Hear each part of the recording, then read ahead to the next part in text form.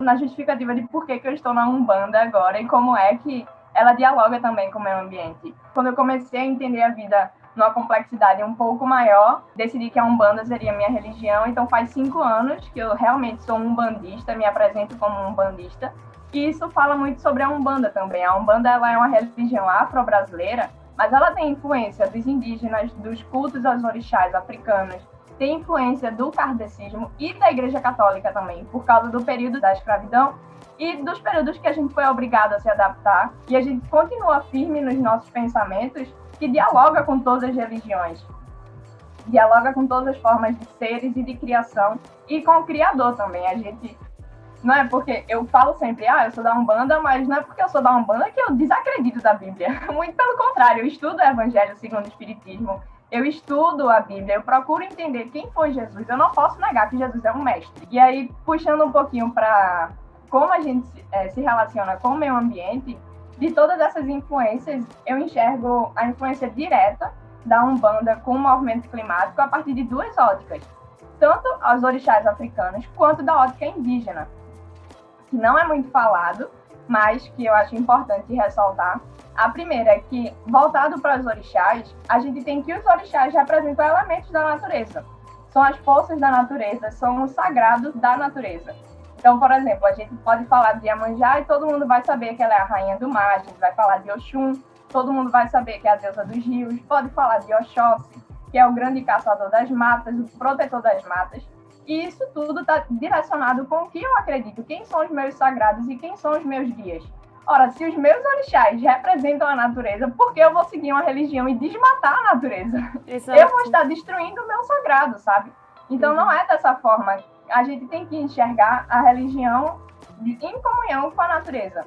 E a Umbanda faz exatamente isso. A partir do momento que a gente começa a cultuar aos orixás, que começa a entender que o nosso sagrado não está nos bens materiais, mas está no divino, na natureza, na obra de um criador, eu consigo encontrar a força. Se eu tiver um cacto dentro de casa, eu já tenho uma força material do meu divino dentro de casa também. É uma ligação minha com a natureza. E pensando nesse sentido dos orixás, eu posso ressaltar outro ponto também, que é como está tudo interligado.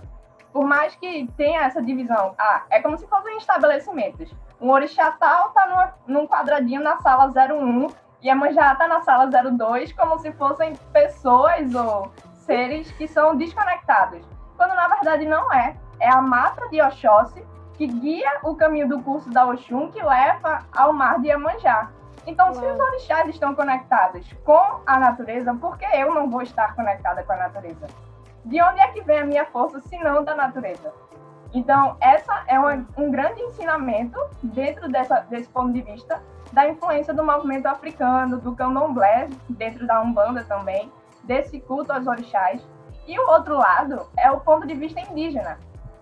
Como a Umbanda nasceu no Brasil e a gente precisou se adaptar, aprender com os índios, os negros que foram escravizados. A gente teve que se adaptar aqui no Brasil com o que a gente tinha. Se eu não tenho mais aquela minha terra africana, se eu era um rei no Congo e agora eu sou um escravo no Brasil, o que é que eu faço? Quais são as ervas? De onde vem meu poder? Que natureza é essa? Onde é que eu estou? Então, os índios foram necessários nessa comunhão entre as religiões para apresentar aos negros o que é o sagrado do terreno brasileiro.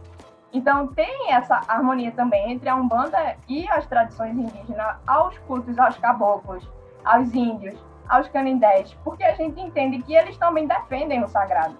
Toda e qualquer pessoa, entidade, orixá que defender a natureza está agregada a gente, não é um inimigo, sabe? Qualquer pessoa que quiser defender a natureza, a gente acolhe. E esse sentido dos indígenas também, a gente entende a partir do ponto de vista do estilo de vida. O índio, tudo bem, ele depende da natureza, ele pesca, ele caça, ele precisa da natureza, é dependente dela. Mas o estilo de vida do indígena, ele não é um estilo de vida abundante. A natureza é abundante, mas a gente não precisa ser. A gente precisa recolher da natureza o necessário para a gente viver, para a gente sobreviver e para manter a nossa harmonia. Não preciso ter um estoque de coisas dentro de casa, viver num modo de vida extremamente consumista e exploratório, se eu preciso de pouco para sobreviver, sabe? E também tem o outro lado. Enquanto umbandista, eu não posso negar que a gente também tem uma responsabilidade quando a gente faz oferendas a orixás ou a entidades na natureza. Eu não vou fazer uma oferenda a Iemanjá no mar, dar um perfume a Iemanjá e jogar o plástico no mar. Eu vou estar destruindo uma coisa que eu acredito enquanto sagrada. E eu tenho certeza que a Iemanjá vai gostar muito mais se eu der o meu amor a ela do que se eu destruir o oceano, que é a casa dela. Então eu não preciso disso. E aí traz o ponto de vista também da responsabilidade social das religiões. Se eu sei que a minha religião ela é defensora do meio ambiente, mas eu sei que em algum momento eu vou fazer uma ação prática, eu não posso destruir o meio ambiente. Eu tenho que conscientizar os filhos de santo, os meus irmãos de santo, as pessoas ao meu redor de fé, que se eu for levar uma oferenda na mata, eu não posso deixar uma vela acesa, se causar um incêndio. Se eu for levar outras coisas no mar, no rio, ou em outros ambientes, eu não posso deixar nada mais do que minhas pegadas do amor. Eu tenho que ir lá, deixar minha fé, me reabastecer e sair. E deixar a mata da mesma forma que eu encontrei. Então, é nesse sentido que a gente se relaciona com movimentos climáticos. Toda vez que a gente sente que a natureza está sendo destruída, é uma parte da minha força que está indo embora. Então, assim, eu não posso negar que são coisas separadas. A Umbanda, ela defende o meio ambiente, nasceu do meio ambiente, e enquanto existir um filho de fé, vai ter um umbandista gritando: vamos defender o meio ambiente, não vamos deixar vocês passarem por cima da gente. Esse território é nosso, território indígena é nosso, território quilombola é nosso. Nosso por direito, e a natureza também é nossa. É isso. Nossa, gente, escutando o que vocês falaram, assim, deixa meu coração quentinho, assim. Eu lembro que quando eu era mais ativa, né, na Igreja Católica, eu lembro que eu vibrei muito quando o Papa Francisco assumiu, né, como Papa. Hoje em dia, vendo a importância que ela dá ao si tem, e de como o Papa Francisco se coloca, eu fico pensando assim, nossa, eu não tava vibrando à toa, sabe?